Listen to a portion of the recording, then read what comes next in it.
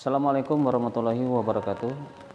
Selamat pagi anak-anak, berjumpa lagi dengan Bapak dalam pelajaran Bahasa Indonesia pada pertemuan ke-9.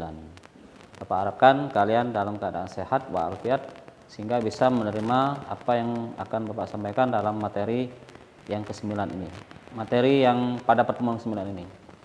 Baik anak-anak, pada pertemuan ke-9 ini materi yang akan Bapak sampaikan yaitu materi bab 5 ya. Ini bab 5. Bab 5 ini adalah materi bab terakhir pada semester pertama atau ganjil. Apa materinya? Yaitu menulis ikhtisar buku non fiksi dan fiksi. Ya. Saya ulangi, menulis buku ikhtisar buku non fiksi dan fiksi. Baik, Pak jelaskan satu persatu. Pengertian ikhtisar. Apa arti ikhtisar, anak-anak? Yaitu ringkasan atau inti dari sebuah buku. Ya, bukan seluruh buku, tapi intinya saja. Inti dari sebuah buku dalam bentuk penyajian singkat.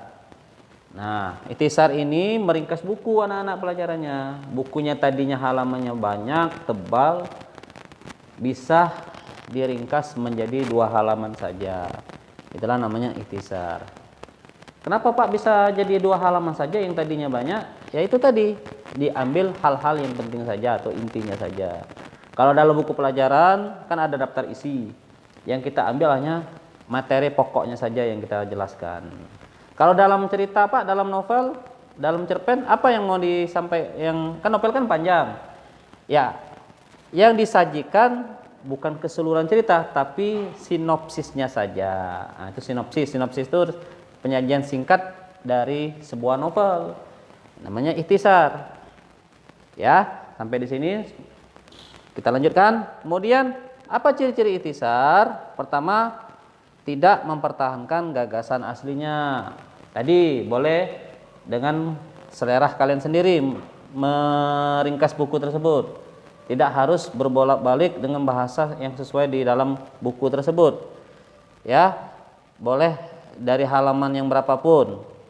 Kemudian bebas menggunakan bahasa sendiri, namun tetap baku. Bebas di sini bukan bahasa daerah.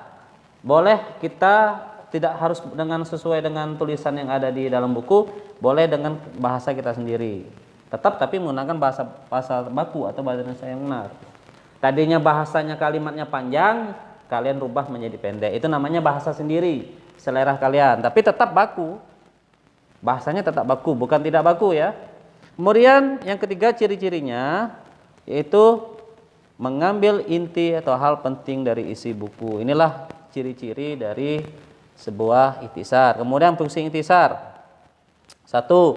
Mengembangkan ekspresi dan penghematan kata. Ini melatih kita agar menghemat kata dalam sebuah kalimat. Ya, menghemat sini kata-kata tadi dari panjang, kalimat dari panjang menjadi pendek, itu namanya menghemat.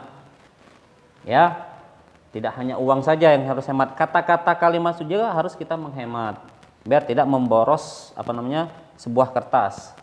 Kemudian fungsi yang kedua apa ikhtisar? Memahami isi buku. Dengan kita menulis ikhtisar, kita juga memahami isi buku. Apa? Kemudian yang ketiga, menuntun pembaca. Setelah kita membuat ikhtisar buku, kita bisa menuntun orang lain agar bisa memahami inti buku atau isi dari sebuah buku. Ya, inilah fungsinya. Nah, anak-anak, kita lanjutkan. Dalam mengikhtisar sebuah buku, bukunya ada 2 jenis, ya. Nah, bukunya jenis. Nah, ya, jenis bukunya ya ada 2. Yaitu pertama buku non fiksi ya. Yang bisa diikhtisar. Apa arti buku non fiksi? Yaitu buku yang berhubungan dengan karya seseorang tanpa direkayasa. Berarti buku ini berhubungan dengan hal-hal yang tidak direkayasa atau berhubungan dengan hal yang benar-benar terjadi. Misalnya buku pelajaran kan bukan buku cerita, berarti buku yang benar-benar terjadi. Kemudian buku tentang tanaman ya. Kemudian buku biografi, masih banyak buku non fiksi ini. Biografi tokoh, apalagi biografi ini. Ya, profil seseorang. Harus asli, tidak boleh direkayasa. Kemudian koran. Koran ini berhubungan hal-hal berita. Berita tidak boleh hal yang bohong ya, harus asli. Majalah pun demikian. Nah, jadi Bapak simpulkan buku non fiksi ini berhubungan dengan buku yang tanpa direkayasa, benar-benar terjadi, ada ya. Nah, kalau fiksi kebalikan dari non fiksi. Buku ini berhubungan dengan imajinasi atau khayalan seseorang. Kalau kalian pernah baca novel, puisi, cerpen, film, ini kan semuanya berhubungan dengan cerita. Yang namanya cerita ini pastikan hasil buatan seseorang, yaitu berbentuk imajinasi. Jadi buku fiksi ini berhubungan dengan cerita. Semua buku fiksi berhubungan dengan cerita. Ya, Pak, kalau ada yang nanya, kalau buku tentang sholat, Pak, buku fiksi apa non fiksi? Jawabannya adalah buku non fiksi, karena bukan buku cerita. Sekali lagi Pak ingatkan, kalau bukan buku cerita berarti buku non fiksi. Kalau buku cerita berarti fiksi. Ya. Kemudian apa persamaan buku fiksi dan non fiksi? Yang pertama, sama-sama hasil karya seseorang ya. Nah, ya. Seseorang, kemudian sama-sama berbentuk buku. Jadi inilah persamaannya. Kalau perbedaannya, kalau buku fiksi hasil khayalan, kalau non fiksi buku yang benar-benar ada. Dan yang kedua, buku fiksi berbentuk cerita, kalau buku non fiksi berbentuk hasil penelitian ya. Hasil penelitian bisa juga pengamatan ya.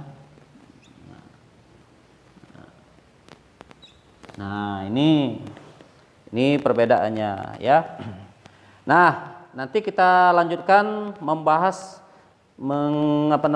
isi seluk-seluk buku, baik itu identitasnya maupun isinya. Ini pembuka saja materi anak-anak ya. Baik anak-anak, itulah yang dapat Bapak sampaikan. Semoga kalian memahami apa yang Pak sampaikan. Demikianlah, kita lanjutkan nanti pada pelajaran di classroom. Bapak akhiri, wassalamualaikum warahmatullahi wabarakatuh.